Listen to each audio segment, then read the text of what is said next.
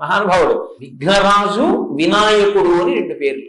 మీరు బాగా జ్ఞాపకం పెట్టుకోవాలి ఈ విషయాన్ని.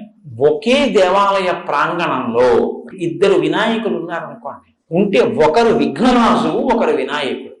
మీరు రాజద్వారంలోంచి లోపలికి రాగానే కనపడేవాడు విఘ్నరాజు, ఇంకా లోపలికిడితే కనపడేవాడు వినాయకుడు.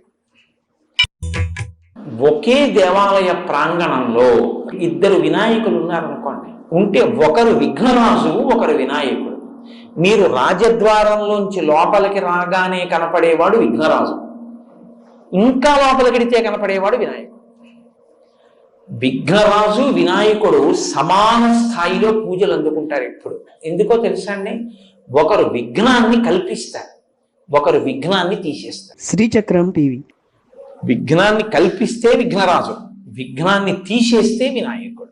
అదేమిటంటే కల్పించడం ఎందుకండి అని మీకు అనుమానం రావచ్చు. విఘ్నాన్ని ఎందుకు కల్పిస్తాడో తెలుసా అండి?